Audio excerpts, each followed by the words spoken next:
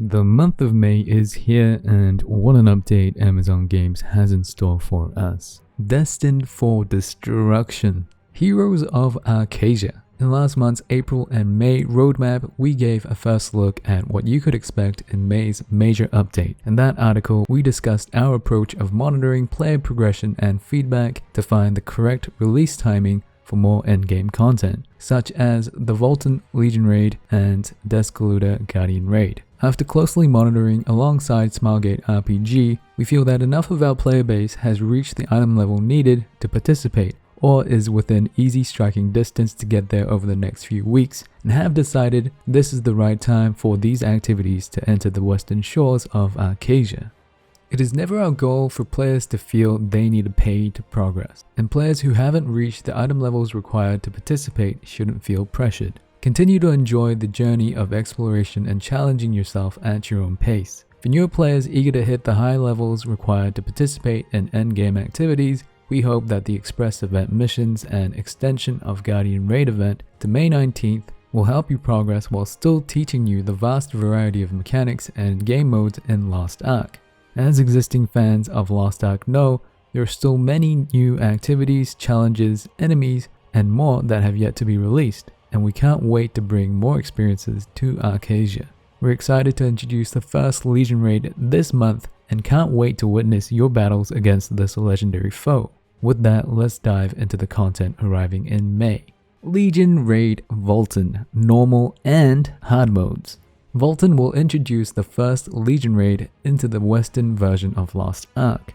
Legion Raids are difficult team-based activities that require teamwork to understand and execute the strategy necessary to counter each Legion commander's unique characteristics, abilities, and mechanics.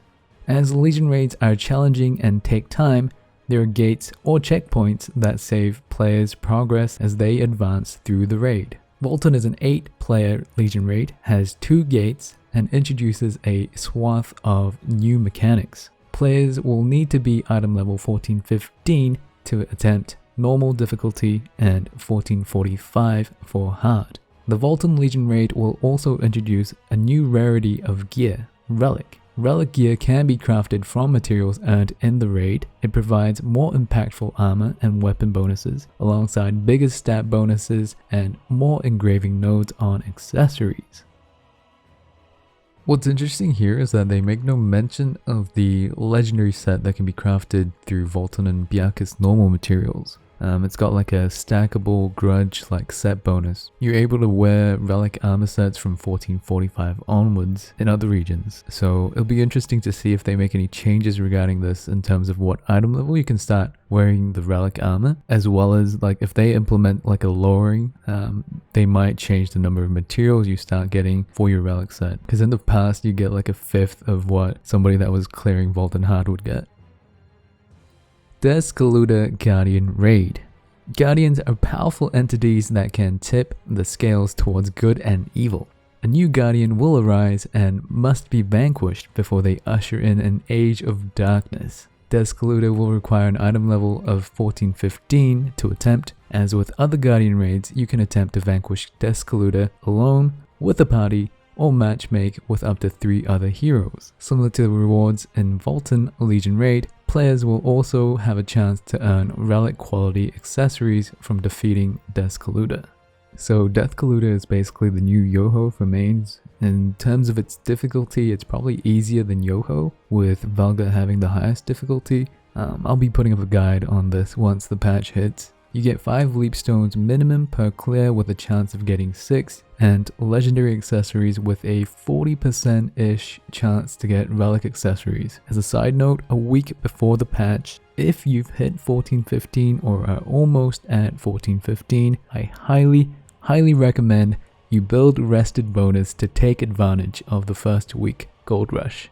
Destroyer Advanced Class. We've been talking about the cataclysmic impact that warriors have on the battlefield, but nothing embodies this better than the hammer-wielding Destroyer. Armed with a variety of skills centered around charging into the heart of the fray, their hammer attacks are so catastrophically crushing that Destroyers can bend gravity to their will, slowing, launching, pushing, and pulling enemies whatever it takes to utterly, beyond a shadow of a doubt, destroy them. Dealing massive stagger damage, the Destroyer is a welcome addition to any party attempting to vanquish powerful foes. The Destroyer will join Berserker, Paladin, and Gunlancer as the 4th Warrior Advanced class. I'm really excited for Destroyer, but I have a problem where I spent all the power passes and knowledge transfers. I'm hoping that another power pass is in consideration, but it looks like on patch release there won't be one. If you've ever played Monster Hunter before, this class perfectly encapsulates that class design in its risk versus reward, because you have to go for head attacks, otherwise you're just gonna do like really bad damage,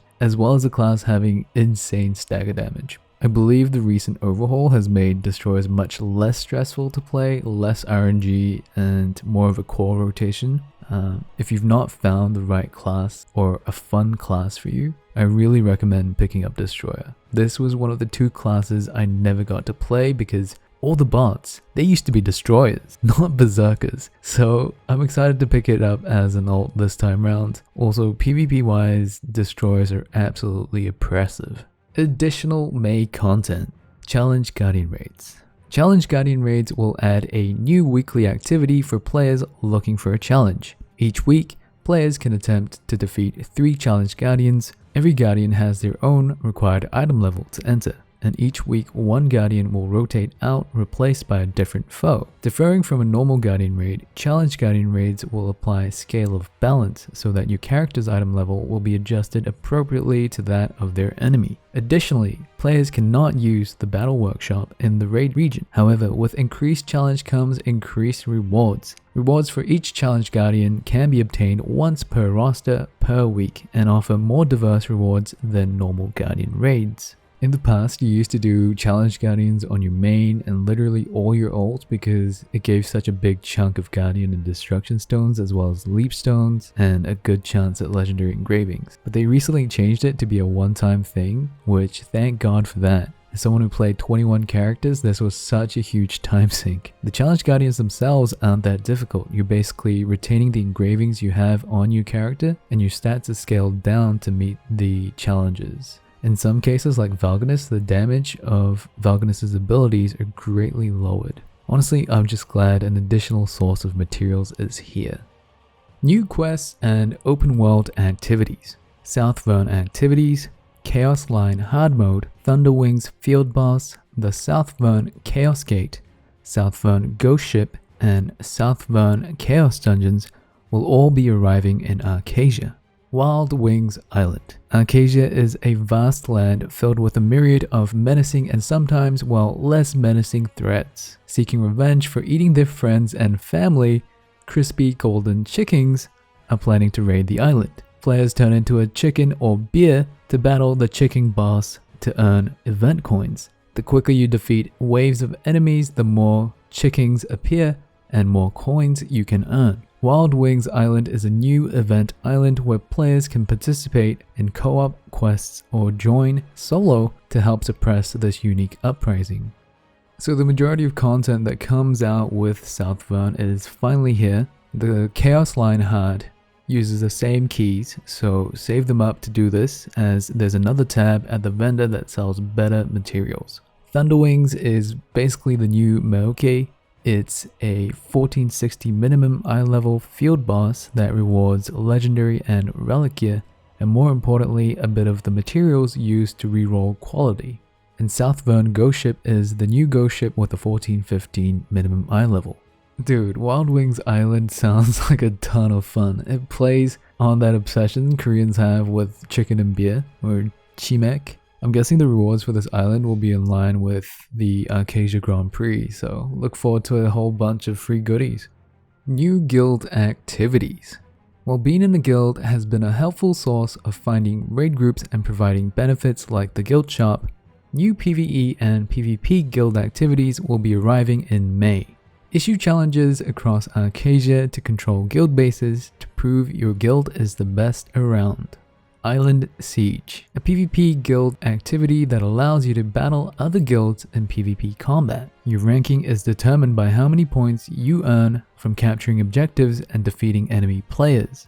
Earn rewards and perks like gems, accessories, ability stones, and more. Raid match. Enter a base with your guild and challenge the powerful Samael Devourer. Once summoned, you have a limited time to cooperate with your guild and quickly destroy the Samael Devourer. The faster you kill, the more you move up in guild rankings. If you're not in a guild yet, time to start searching. You can use the Alt-U hotkey or find the guild menu on the list of menu by pressing escape. Once there, if you're not in a guild, you can browse through and apply. Many awesome Lost Ark content creators also have a series of guilds for their communities. So make sure to see if there are guilds for any communities or friend groups you might already be a part of. So finally, we're getting a more fleshed out rewards-based guild system. Island Siege is where talk of pay to win comes into play a lot, as your item level will matter. There's 2 main S-class PvP islands, Neria and Slime, and 2 lower class PvP islands, Deathhold Island and Naruni, I believe. Usually the 2 guilds that control Neria and Slime are considered the most prestigious guilds on the server. And they're also able to set the time of a server-wide event on Neria and Slime, which rewards participants with accessories, gems, and ability stones. The guilds that control these islands get the largest split of the gold reward, which only the top 3 participating guilds can get. Raid Match is the PvE form of this. Believe it's Altizen, Valere, and Tranquil being the islands that reward gold for top 3. And the rest just rewarding bloodstones. So it is a good idea to start looking for PvP engravings if your guild is looking to do these PvP islands. PvP engravings will matter quite significantly on top of your base item level and accessory quality.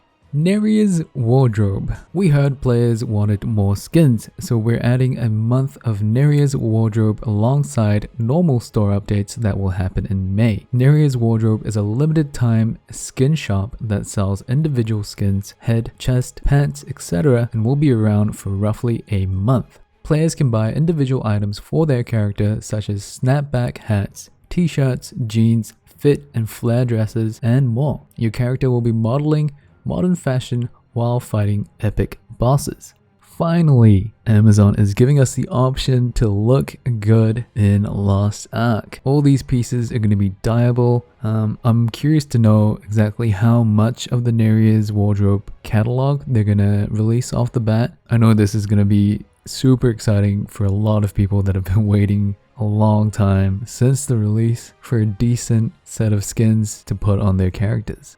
Personally though, I'm just waiting for the next animal avatar release. I just want to make more cats.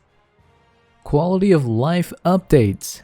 May will also introduce a bunch of quality of life changes, including front and back attack indicators, the ability to check daily and weekly content participation in the new menu, UI updates, improved party finder and party invites, updated loot dismantling, convenience features for market and auction house, and a few fun features like being able to randomly summon favorited mounts and new hairstyles for customization.